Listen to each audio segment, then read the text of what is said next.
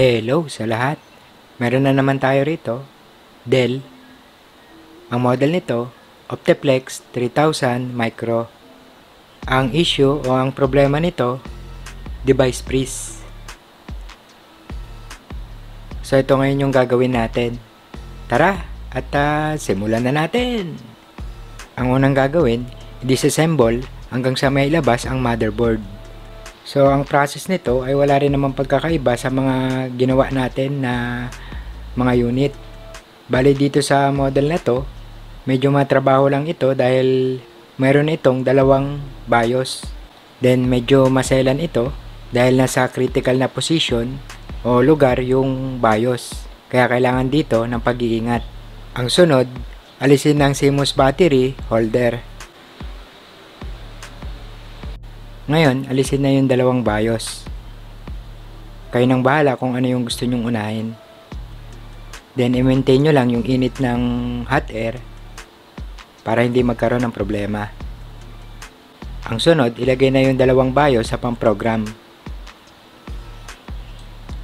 At palamigin muna ito bago ilagay sa programmer tool. Ang next, ilagay na ang BIOS sa programmer tool. Dito, ang inuna ko yung big BIOS. Then proceed na tayo sa PC. Sa PC, i-open ang programmer tool. I-select ang test para malaman kung na-detect ang BIOS. Then i-select ang OK. Ang next, i-select ang read.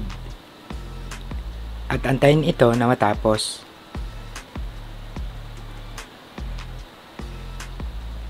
Ang next, i-backup ang BIOS file.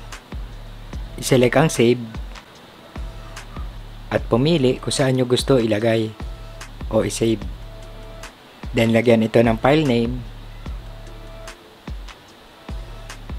at i-select ang save. Ngayon naman, i-select ang open at i-browse sa bagong BIOS file na gagamitin. I-select ang auto at antayin na matapos.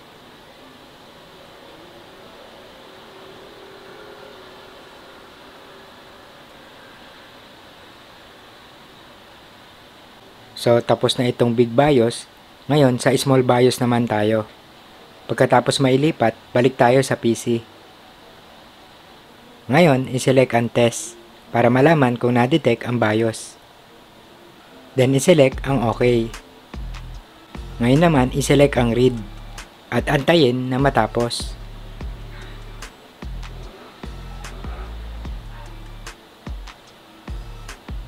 Ang next, i-backup ang BIOS file. I-select ang save at pumili kung saan nyo gusto ilagay o i-save.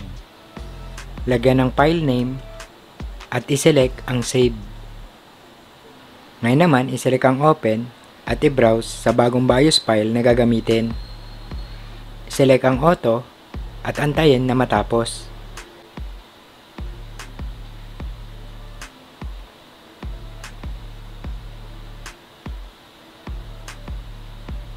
So ngayon, tapos na. Proceed na tayo sa susunod na step. Ngayon, ibabalik na yung BIOS at ang CMOS battery holder sa mainboard. Then para mabilis tong video natin, in-skip ko na yung iba. Bago ito i-testing, lagyan na ito ng USB installer para sa operating system.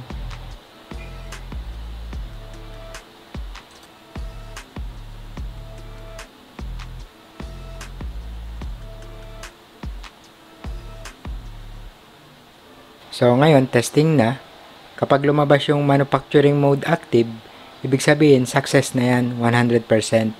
Then kapag may lumabas na ganito o system warning, ang gagawin nyo lang, i-press ang Alt at F key. Then dito, i-select ang BIOS setup. Pumunta sa pre-boot behavior, then i-select ang continue on warnings and errors. Select apply, select OK, then select exit. Ang next, ipabot na ito sa USB installer para malagyan ng bagong operating system. Dito, i-delete o i-repartition ang storage bago installan ng operating system. So, okay na yan. Bali, skip na natin yung iba para mabilis tong video natin. So, okay na to. Na-update ko na yung system at nalagyan ko na din ng mga applications. Then, na-update ko na rin yung BIOS. Then, hindi na rin ito nadidetect sa main site. So, hanggang dito na lang muna. Sana nakatulong tong video natin at may natutunan tayo kahit na konti, lalong-lalo na sa mga bagong tulad natin. At hi and hello na sa mga tropa, sa mga master, sa mga nag-upload ng mga totoong impormasyon, sa mga sumusuporta at mga nagtitiwalang magpagawa sa atin. Ayun, thank you sa inyong lahat. At yun, okay na to. Okay. Okay.